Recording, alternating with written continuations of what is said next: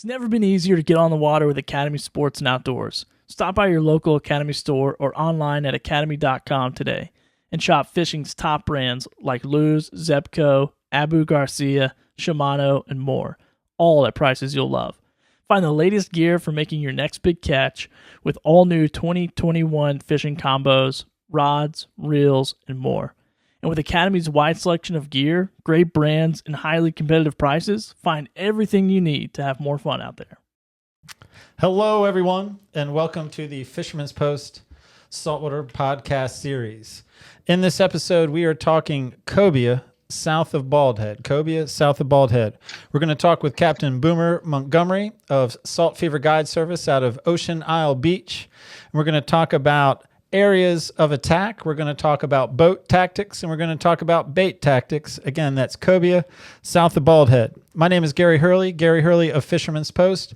Fisherman's Post, that's been serving the saltwater fishing community since 2003. We've been bringing you fishing reports, fishing information, fishing tournaments, fishing schools, and now in this latest and greatest effort, the Fisherman's Post Saltwater Podcast Series. And it is in this podcast series we will reach out to our captain and guide friends from up and down the North Carolina coast and ask them to share with us their thoughts, their insights, their knowledge to help you, the audience, catch more fish more often. But what we'd like to say is the true goal is beyond more fish more often. We're also just trying to give you confidence. We're trying to get you excited just to get out on the water, to take family and friends, and to spend more time more often on the water beyond the fish. I am joined in this episode, just I am with every episode, with Billy Thorpe of Co-Pilot Studio. Co-Pilot Studio is a podcast studio offering podcast services for hire. Billy, that's a mouthful. Welcome, man. Welcome back. What's up, Gary? Good to see you, man. It's been a minute. It's been a minute, man, and I am excited to talk fishing. I know it's just gonna be. I'm excited to go fishing, but not with you because I never get invited. But whatever, it is what it is. I'm not gonna be sad about that. Let's take a look at our sponsors. We got Marine Warehouse Center, and got a new video for you guys if you're watching. So check this out. All right. Hey, it's Robbie with Marine Warehouse Center in Wilmington and Charleston. We are headquarters for Para Custom Boats. These center consoles are handmade in Washington, North Carolina, and are custom designed for fishing and family fun on the water. Right now, we have several models in stock, and build times on the custom orders are around 5 months. These boats are custom built to fit your needs, from the seating, the tops, the leaning posts, and the live wells. You design the entire layout of your boat. Come by and see for yourself why they're one of the fastest growing boat builders in the country. Man, that end music that Marine Warehouse Center has with the new video is getting me pumped up. I know, it gets you jacked. Like, let's go. I mean, let's go fish. I like our theme song, but I gotta say, man, I have to change it. I have to call your guy back who did a wonderful job on the first one and say, I need more adrenaline. Dude. I need more adrenaline. Like, here's the test. If I want to punch a hole in the wall, then you've done a good job. Awesome, man. Let's take a look at a photo. You want to? I do want to look at a photo. It's been so long. Here we have Dale Hall with an overslot redfish that fell for a pogie while fishing a jetty in the Little River Inlet. I mean, that is a good-looking fish, dude. I love to see when somebody hugs a redfish. Good-looking fish. We have a new announcement we're making, and I'm going to key the graphic. That's right. Buy me a coffee. So, hey, you guys have been so kind. You've been very supportive with the Fisherman's Post podcast. We love what we do. I think you can tell we love what we do, and we're absolutely going to continue to do it. And we've set up this Buy Me a Coffee, which allows you guys, if you wish, to show some appreciation, some support. We have abandoned Billy's hope for a boat. We tried out the Buy Me a Boat graphic, and we got nothing. And so we're hoping that Buy Me a Coffee might get you to throw some cash at the podcast guy's way. Yeah, I'm just going to have to save up my coffee cards and trade them for a boat. So you're not going to drink any coffee. You're going to hold it. I'm going to wait. I'm a millennial, dude. I complain I don't have any money, but then I drink $8 cups of coffee. That's what we do. Don't worry. That's what you do. Well, nothing has changed with Billy's best takeaways. So here at the end, Billy, when I'm finished talking with Boomer about Cobia, and people love Cobia, when I'm done, I want to hear Billy's best takeaway from Boomer's info. All right. I'm excited, man. All right. Well, let's bring on the guest. Hello, Captain Boomer Montgomery, Salt Fever Guide Service out at Ocean Isle Beach. It's a pleasure to have you on the show. What's happening, guys? Happy to be here. Yeah, man, as I was just saying, I think people don't equate Cobia to south of Bald Head. I think they think of it more of Oregon Inlet, Hatteras, or even Cape Lookout. And so I am excited that we're pitching this topic, Cobia south of Bald Head. And as I sort of said in the show setup, we got areas of attack, boat tactics, bait tactics. But as is tradition on the Fisherman's Post podcast, you as our guest have 2 questions to get through before we can start the main event. Are you ready, Boomer, for your 2 questions? Yes, sir. All right, here we go. Question number 1, pretty standard. Why should we keep watching? Why should we keep listening? Why should we listen to what you have to say about a cobia?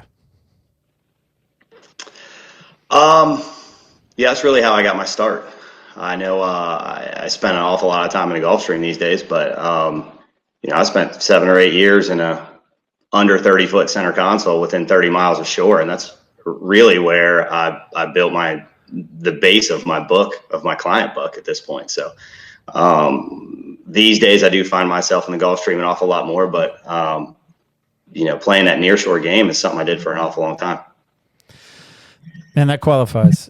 The editorial staff has signaled that we can proceed. Question number 2, and as is tradition, yeah, right. As is tradition, is a non-fishing related question. I base this question off of a name play, off of your name.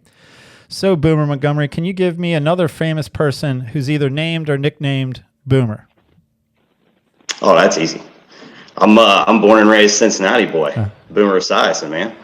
Right on. That was I tell you what, I had to Google it. I am familiar with Boomer Esiason. I'm not a Cincinnati boy. And then the other one, I had an ESPN sportscaster whose nickname Boomer would be Chris Berman. Oh man, I can see his face. You put me on the spot. I can't remember his name. Chris Berman, man. There you go, Berman. If I were put on the spot, I wouldn't have come up with it either. I could have told you his nickname before that was back. Man, all right. Well, we're going to transition from sports, and I like how you did. So instead of just saying we're going to talk about where, I like your wording, areas of attack. So let's start there, Boomer. How about it? What do we got for areas of attack? Cobia below Bald Head. So, I think things really start when you're talking the topic of Cobia. I think you really start having the conversation in that second week of April kind of time frame. They really start to show up, and I would say that the 35 to 40 mile line, 85 foot of water. You're talking about live bottom areas, wrecks, rock piles.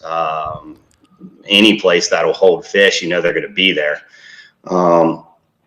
And that would transition into probably the second week of May. They start on those nearshore wrecks that most people know about. You're talking about, the live bottom at the 90s or, the jungle. They really start to push in on the Sherman at 7 mile line. Even the 3 mile, you'll find them at the 1 mile buoys. You'll find them around the jetties. And that really from the second week of May, pretty much through June.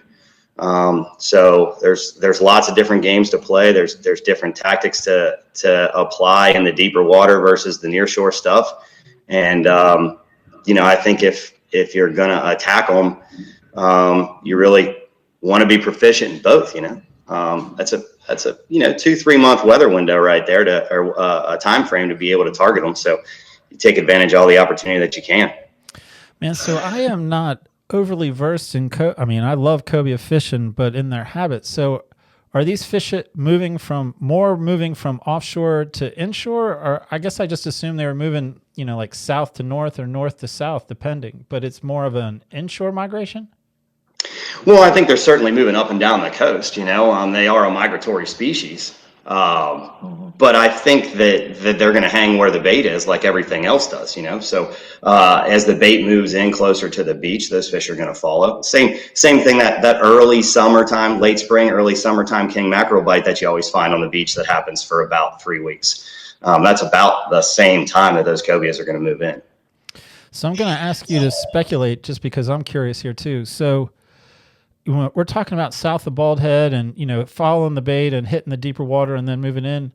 So, and maybe you're not speculating, maybe you have firsthand knowledge. So off the other coast, like Wrightsville, like Lookout, like even Hatteras, you think they're out there further and then they just get popular when they're along the beach and people can see them, but you think they're following a similar path up and down the coast, the deeper water, and then slowly moving inland?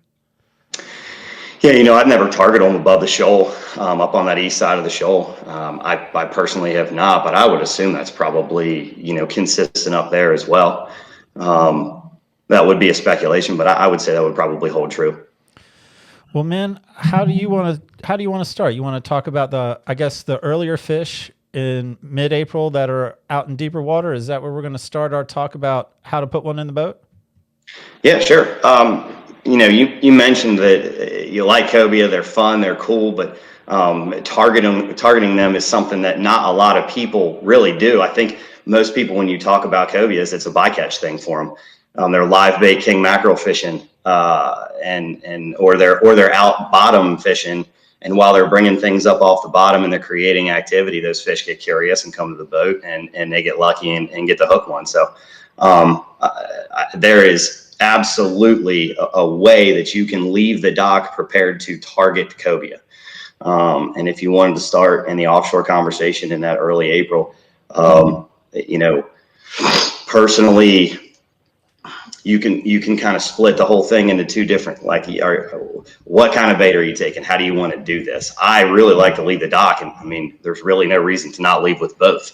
So menhaden, pinfish, you can certainly talk about eels. Lots of people talk about using live eels for cobias. I've done it. I don't have very great access to eels. So maybe for me personally, that's why I find them more work than they're probably worth. I think if you get in the right place and you got a decent bait, you're going to entice a bite. I don't think you necessarily need an eel.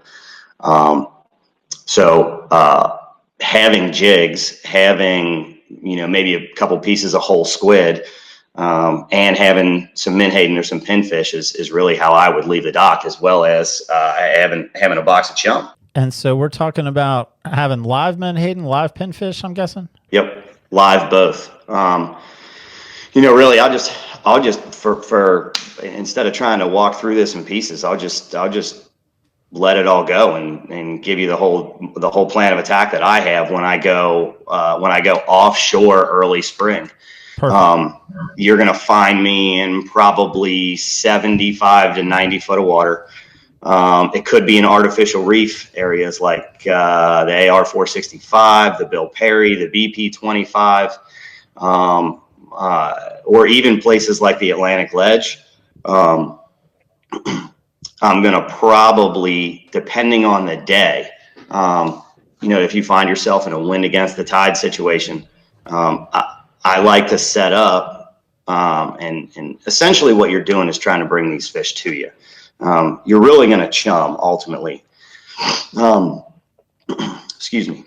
So, having the opportunity to set the boat up on anchor and have chum go either over the top of a wreck or over the top of an artificial reef area or over the top of your live bottom is what's going to bring that activity and that life to you. I think that a couple of people make some mistakes in boat positioning and they get a little bit too close and they set up right on top of what they're trying to fish. I like to be, a couple 100 yards up current from them and let that stuff float down and bring those fish to you. I feel like I have a better production that way. When activity starts happening, when you start getting amberjacks around the boat and things like that, you need to start being prepared. I have, like a 3-ounce jig. I really like to have scent on a jig. So when I put a tail on a jig, I'm probably going to use Berkeley Gulp, but things like Procure, all that kind of stuff. Any way you can get scent, you can even use like a strip bait and put it on the hook. I've seen so many times I would make casts and cobias would follow a jig and they'd get kind of up behind it and sniff it, but not commit to a bite. And I really think I've had better luck having things that have scent. if I'm doing this and I'm in an area where I know there's amberjacks, I really won't put out what I would consider a Cobia spread. And to say the word spread while you're on anchor is probably counterintuitive for a lot of people, but cobias are notorious for feeding on the bottom all the way to the surface. And so that being said, I like to cover as many different water columns as I can. So if I'm in an area where I don't feel like there's going to be a ton of predation, for example, like live bottom, so maybe say like the Atlantic ledge, I'll float a couple balloons and I'll put essentially like a grouper rig, and I'll put one straight down off the boat, off the port side, and fish the middle of the water column. And then off the opposite side of the boat, I'll put another grouper rig all the way down, maybe like 5 feet off the bottom. So you're really fishing sea floor, middle of the water column, and surface all at the same time while you're on anchor. Man, I love that idea. I love that concept. So, and people love specifics. So I'm going to ask you to say, all right, tell me what you're floating on the 2 balloons. Tell me what's in the middle of the water column. Tell me what's at the bottom, just for starters, until you figure out what you might want to double down on. Yeah, sure. Mixed baits is definitely a great way to start. If you can have menhaden and you can have pinfish at the same time, I like to put the pinfish and I like to put the menhaden in places where they shouldn't be. I love putting a pinfish on a surface underneath a balloon, and I love putting the menhadens in the middle of the water column and down near the bottom. I don't know why. It's a thing that I do. No steel in this situation. All my leaders are going to be between 30 and 50 pounds of fluorocarbon. And I fish almost exclusively a 6/0 circle hook. I will tell you that I get kind of OCD about how I hook my baits. If you find yourself in a situation where drifting versus anchoring, when to do which one. Wind against the tide makes an anchor a challenge, because when you're trying to get in a perfect world, you set your anchor and your boat sits behind your anchor and you're sitting right up sure you're trying to fish, right? And you find yourself in a situation where you set the anchor and all of a sudden the current's pulling it up your anchor line and it's going in the opposite direction. The fish are going to come from the other side of the boat. You're going to be at the transom with your baits out, and the current's going to pull them back towards you and go underneath. And it really doesn't bode well for an anchor situation. So on a day like that, I would drift. When I'm drifting, I always nose hook my baits. When I'm on anchor and I'm in a static position, I always run my hooks through the belly of the bait towards the tail, like over the top of the anal fin. And I do that specifically. Anybody who's spent time, whether you're grouper fishing or cobia fishing or whatever you're doing, if you're using a live bait and a circle hook, you've probably found yourself in a situation where a fish ate a bait, you felt the bite happen, and you came tight, and the circle hook never buttoned up, and you wind the bait all the way back in, and you find that the hook is actually doubled back into the bait. So the predator fish, whatever you were trying to target, never got the hook. And I think that a lot of that, in my opinion, and it's worked well for me, is because hook location in the bait is done incorrectly. So what is it, I guess, to go back, and I love the question why, and I think the viewers do too. So go into more why that hook helps you out on the anchor, and then why you hook it differently on the drift. What about the drift motivates you to use a different hook set? Yeah, sure. So I actually brought a little representation here because I anticipated this question, and I've had it before in other times when I've spoke. So all I got here is, and I don't know if you can see it very well or not, but I just oversized everything. I got a big 200-pound leader here on a big 14-aught circle hook, just so you could see it. And so if you would imagine this big swim jig as your bait, right? All right. If I nose hook this bait and I pin it like this, you can see how open and clean, and you have the whole gap of the hook. So as you're moving with a boat, it's pulling the bait forward like this, and your hook stays in an open presentation area where if that thing gets eaten, he's swallowing the whole thing. If you sit yourself up on anchor and you nose hook a bait, your lead is going to sink to the bottom. And if I point this right at the camera, if the lead is here sitting on the bottom and that bait swims away from the lead, what happens is that bait itself ends up rolling itself inside the gap of the hook. So if that bait gets eaten at that point, that circle hook is actually going back, double back into the bait and not into the fish. It comes right out.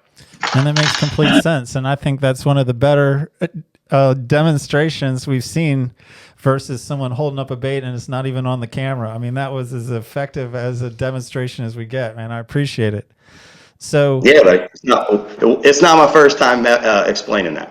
Right on. So drifting versus anchor. And so I believe, you've gone into the detail. I mean, maybe not exhaustive detail about like the anchor and setting out the spreads. And I love the concept of working the different water column and having it. And then even the insight about not being right on top of the structure, but being 100 yards or maybe even a couple 100 yards off so that the chum slick, has time to work to actually bring them in. So how are you approaching the drift? Is it just keeping going over the same pass, or, what insights can you give us to help make that work?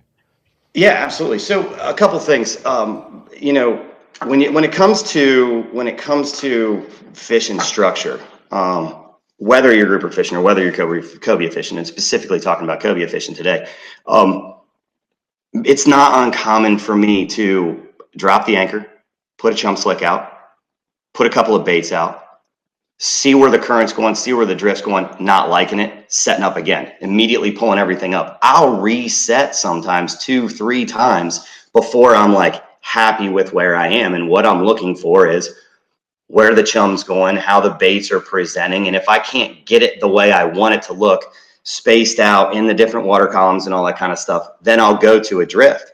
And when you go to the drift, what you're looking to do, for me personally, is, I really like to set it up in a beam drift. So for somebody who doesn't know specifically what that means, if you take the boat and you put it side to into the swell, and then you turn your motors into the swell or into the tide, it'll hold you pretty well perpendicular to the swell and the tide and which way you're going. And so I'll try and set up to where the boat drifts then sideways down the ledge or across the top of the wreck. And then I'll put the chum bag in the middle of the boat, in the center of the beam, and I'll have baits up high off the bow, and then in the middle of the water column in the center of the boat, and then at the back of the transom, down deep. And so I'll fish my 3 different elevations, and I'll spread them out the length of the boat, if that makes sense. And all that's happening on the back current side of the boat, not the direction the boat's moving. Yeah, that's right. Exactly right. Yeah. You'll notice it for people that are trying to set this up and do it for the first time. If you're putting the bait out of the wrong side of the boat, the second that thing goes in the water, the line's going to go underneath the boat. Wind it back in, go to the opposite side of the boat, and set your whole spread up off of the downdrift side of the boat. Any trouble with that bottom bait and the drifting mood, like keeping it where it needs to be, not banging around, like right on the bottom, touching the bottom, right off the bottom? Yeah. Get creative. I'm going to tell you that there are some days that there's a significant current and the drift is pretty quick, and I'm using, 24 ounces of lead to keep a bait down. There's other days where we start engaging an area and we see the fish from the middle of the water column up to the surface, and we're not getting anything but, sharks or smaller fish down on the bottom are beating up your bottom baits, and we end up fishing much lighter lead. Sometimes I'm using like a 1 or a 2 ounce lead out there just to get it down 20 feet, 25 feet. You don't have to necessarily fish those all the way to the bottom, bouncing or rocks while you're drifting. You know, if you're getting yourself hung up, then it's counterproductive. You're not fishing, right? So if your bottom bait's too deep, or you feel like you got a little bit too much lead on it and you've got it hung up a couple of times, or you're getting, you know, beat up down there by little fish that you're not trying to target, and you don't want to continue to waste your bait on the bottom, you know, raise the elevation up. And so you talked about jigs, but it was right in the middle of a lot of good information, I think, about setting out a set. And I wanted to circle back around, and I want to make sure I understand so that everyone understands. So when you're anchoring or drifting, is the whole spread bait fishing and then you have a jig on hand to play with, or are jigs part of your spread when you're anchoring and drifting? And when we're talking jigs, are we talking bucktails, or are we talking something else? All good questions. I'll try and remember each one of them hit well. So when I'm talking jigs, I'm talking bucktails. I almost religiously use bucktails. When I fish in the early season and I'm in that 80 foot of water, you know, I'm usually going to run like a 5 ounce head. I just like to be able to get the bait down a little bit deeper, a little bit faster. I think that fishing those heavier jigs in the shallower water in that 50 foot, you know, or even, you know, 10, 15 feet when you're in on the beach and you're chasing them on bait balls, I think that heavier jig is kind of counterproductive, and I shrink down to like a 3 ounce when I'm fishing in shallower water. The most important thing about when picking a cobia jig for me is really about the hook. I'm not here to advocate for any brand, you know, nobody's paying me to say this, but I fish almost exclusively the 3X Spros, the Spro bucktail jigs. They got that offshore series that they came out with a couple of years ago, and they really beefed up the hook in it, and that's just the one I use. I know guys that get them custom tied. They buy, you know, all kinds of different brands. For me, with the bony structure of the face of a cobia, you got to have a solid hook. I mean, they'll roll it and twist it and break it. I mean, when they roll and twist and they open their mouths and they shake at you, if that bait rolls in their mouth when they close their mouth back down, I mean, if you don't have a thick wire on that hook, they'll bust it for sure. And when you're talking bait on the bucktail, you're talking about a soft plastic bait with scent, or you're talking about, no, I'll actually hook a pinfish or a menhaden to a bucktail and drop that down? So I don't know that I've ever done that, okay. But put a live bait on a bucktail. Me personally, if I'm fishing a jig, I'm gonna have a plastic on it. And if I don't have a plastic that's impregnated with scent, then I'm gonna put scent on it, like ProCure, for example. But I almost always, you know, fish a gulp just because they're easy. They already have scent in them. As far as fishing that in the spread, I don't fish a jig in the spread when I'm on anchor. I have one loaded with a tail on it, ready to go for that curious fish that swims all the way up to the back of the boat and doesn't eat any of your baits. When I'm on a drift, once you set all your lines, you know, other than monitoring them and paying attention to them, you know, it's a little bit like catfishing. You know, you're just kind of waiting on a bite, or it's a little bit like trolling. You're just waiting on a bite. And I'm an antsy guy and I like to do stuff. So I actually I'll go to the bow of the boat where I'm fishing my lines that are, you know, on the surface, a balloon line. I'll fish right next to that balloon line with a jig. And what I'll do is I'll drop it all the way down to the bottom, and I make long, slow, big pulls with it. So I just whip it up real high, and then that thing's going to cascade back down in the water. And I'll make one crank down and I'll wham. So that what that jig's doing is it's making an abrupt run up, and then as it cascades down, it's got the tail behind it that's swirling down. And that's when I talk about swimming a jig, you're looking for that, you know, kind of like shark fin profile where it's up and down. And I'll fish that thing anywhere between, you know, 10 foot off the bottom to right in the middle of the water column. I mean, I can't tell you how many times I've been bit on the jig when I have 5 beautiful live baits out. I believe you. I mean, bucktails and cobia are synonymous, and I mean, I like the idea. I guess that works pretty well for clients on the boat too, to give them something to do. I mean, some people love waiting for a bite, but some people like to be doing something, and I guess that's an option that, as you say, produces as well. It's not just busy work. Yeah, absolutely. And you can, you did ask about putting bait on the hook on those jigs. And I'm not saying it's not doable, and I'm not saying that it won't work.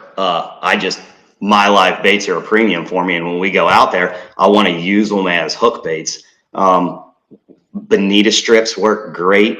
You can even though they're soft, if you're going to fish the jig like slower and more delicate, you can put a whole squid on the back of that jig. I will tell you that if you get it anywhere near the bottom, it's going to get hammered by little stuff. But if you swim that thing in the middle of the water column, a big hunk of squid on the back of that jig will work just fine. Are you getting? Are the amberjacks bothering your live baits? Yeah, you get amberjacks, you get shark nose, dog sharks. You'll get all that kind of stuff. Particularly when you're set up on anchor. If you're over an area that is an artificial reef, almost always here, there's going to have amberjacks on it. And if you put a chum slick out, they're going to show up. In a situation like that, I'll pull all my live baits in, and I'll sit there in the boat and throw them some freebies. And I'll just feed the jacks for 15 or 20 minutes, or sometimes 30 minutes. Cobias are kind of like, I don't know. They're like a raccoon, maybe. They're just opportunistic feeders. They're just curious. If there's any activity, if there's any action going on, if there's anything happening and there's one around, they'll come check it out. And I've picked hundreds of cobias out of a school of jacks with a jig. If you get them keyed in on the live baits, and the live bait hits the surface, the amberjack is going to get it before the cobia is every single time. But if you sat there and pitched a couple of freebies to a school of amberjacks and they're keyed in on eating a pinfish or eating a menhaden, and a cobia shows up, if you take a jig and flip it out there, it's actually kind of interesting to watch. The match the hatch mentality. You'll watch the amberjack and he'll turn and look at it because he'll hear it hit the water, and he'll notice immediately that it's not what he's been eating since he's been here. And that little bit of hesitation gives that cobia the opportunity to slam it. Man, I'm excited to see this in action right now. And this is great information, man. I love what we're talking about. And in my mind, we've been talking about, and this is how it goes. Like we're going to start this conversation with the deeper water, 75 to 90 feet, I think is what you said. And it's almost like the whole show. How does I'm not even going to go to the beach yet, if we're going to go to the beach, but if we're coming in and fishing some of the less deep water, more, I guess, in your 50, 35, is anything we say change? Like, how does your approach change, your theories, your technique? I think I get way more aggressive with my chum in the shallower water. I feel like the fish get a lot more pressure. I think that if you have the opportunity to use a chum gun and catch a whole pile of fresh menhaden that morning, and your chum and your bait is just a little fresher and you just smell just a little bit better than the guy down the road a couple miles, I think that pays off. Not to endorse brands, but I like to lower my profile when I get a little closer. I think that when you're offshore in that deeper water, when you find a cobia, most of the time they get a gaff. But when you get inside that 15-mile line, a lot of those fish get picked through, and you end up getting a fair amount of close to keeper size fish to the boat. And for those reasons, I think they're a little bit more pressured as well. And I like to shrink down on leader size. I think I mentioned earlier, I'm usually in between 40 and 50, maybe 60 pound leader when I'm further offshore. But I really like using like a gold label Seaguar. It's the smallest profile you can find, and I really like that stuff. I feel like it makes a difference. I don't necessarily drop down any hook size. I think a 6-aught is pretty universal for that species. It works really well. I think those are probably the biggest things that I start paying attention to when I come closer is really shrinking down the profile, and not being afraid to put a spread out. You're really not going to get amberjacks here inside that 15-mile line very often. You're more likely to get cut off by a king mackerel or the smaller sharks. And the really aggressive chumming in closer ultimately is to try and get the tiger sharks to come to the boat if there's any around, because they always have fish with them. Man, interesting. I tell you what, we could keep on, but we're close to the end, but I know we need to talk at least a little bit, give us some quick tips about targeting bait pods, bait right off the beach when you're chasing those. Yeah, again, I like that smaller leader. As far as, fishing like a Carolina rig when you're trying to do it, I really try and keep my baits off the bottom when you're in 15, 20, 30, 15 or 20 feet of water, or sometimes even less where those bait balls are. I just like a bait on a circle hook. If I do anything, it's like a 3/4 ounce lead, just enough to kind of slow that thing down a little bit. But I really like to not blind cast in there with my live baits. If I'm going to blind cast, I'm throwing jigs in. You'll see them. They're always, when they're around, they're super dark. They're so brown, and when they're up around those bait balls, they're swimming around the perimeters of them, and you shouldn't have a hard time presenting a bait to them. If I had to give you a piece of advice, I wouldn't throw the bait on top of the cobia's head, and I wouldn't throw the bait inside the middle of the school. I'd actually, if a fish is next to a ball of bait and the ball of bait's on the fish's right side, I would actually throw my bait ahead of and to the left of the cobia. And that the reason is, I could guess the answer, but I'm going to let you tell me. Well, when you pitch a live bait inside of a big bait ball, obviously, the chances of him seeing it are slim to none, because there's 500 bait fish next to him, and he's staring at all of them.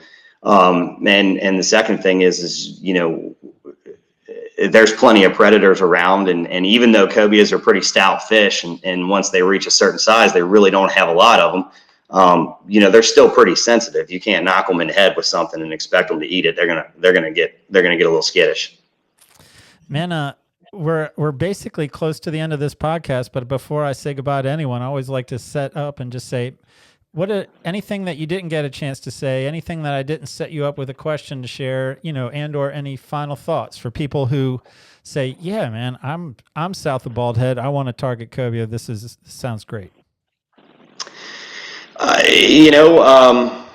We're easy to find, saltfeverguideservice.com, Instagram, Facebook. You got any questions, give me a call. I'm happy to answer them. I don't think, our trade secrets are that well kept. You can go to a lot of different seminars and get a lot of this information online.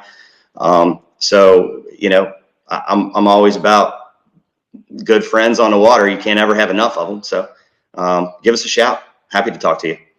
And then I know that Salt Fever is more than cobia in the springtime, so I'm going to ask you to give me a quick highlight reel through the calendar. What's some of Salt Fever's favorite trips through the year?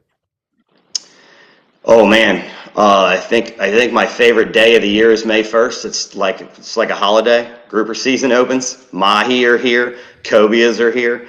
I love fishing in May. It's late February, March right now. We're picking at the big wahoos. We're a pretty comprehensive outfit. We do everything from blue water trolling to backwater trout and flounder and redfish. So watching the cycle through the year, we stay on most of the fish pretty much all season long. So we're year round for sure. And if you're ever interested in getting offshore, let us know. And you're offshore, near shore, and you do some inshore boats too? Yes, sir. Man, Boomer, I appreciate it, man. This has been a great conversation. I was excited to talk about cobia south of the shoals or south of Bald Head, and you delivered, man. I appreciate it. I'm sure our viewers' audience is going to appreciate it too. Thank you so much. Gary, thanks for having me, bud. Yeah, man. We'll talk again. Sounds good. Billy. What's up, Gary? Cobia, I mean, if you're not excited to go catch a I know, cobia, right? I mean, then you weren't paying attention. Dude, yeah, there's a lot of good takeaways in this episode. So Billy's best takeaway, not a lot. I want Billy's best takeaway. Dude, my favorite thing that he said was like tricking those amberjacks. I thought that's pretty creative. Like feed them something, and then throw something else to the cobia. Was pretty impressive. Yeah, man. I think I was listening like, man, those amberjacks aren't going to get full. You're not going to satiate them. And then he's like, well, then you throw something different, Then you and trick 'em. they hesitate. Yeah. I'm like, now that makes sense. I guess if I was in a crowd and everybody's eating a burger, somebody walked up with a fish sandwich, I'm like, I'm gonna keep eating the burger. We're eating burgers. Because we all go to where there's a big line. It must be good. Those burgers must be It good. must be really good. Oh man, yeah, Gary, good episode, man. He was a great guest. Definitely gonna have him back on the show. It was awesome. A lot of good information there. What else we got here? Oh, Jiminy Cricket. I don't know, Gary. I think it's it, man. Go buy us a coffee. Go support Marine Warehouse. That's the biggest one. Marine Warehouse, as I like to point out, man, those guys, yep, they're selling boats. You know, they're selling some used boats, new boats, man. They're consignment. They're also service. They work on the fish post boat and their parts, man. Terrell runs a great parts store over there. You know, they've got it all. Marine Warehouse wants your business. They want to be part of the fishing community, and they're making efforts to show you that love. They have some dope hats. As you can see, I found mine.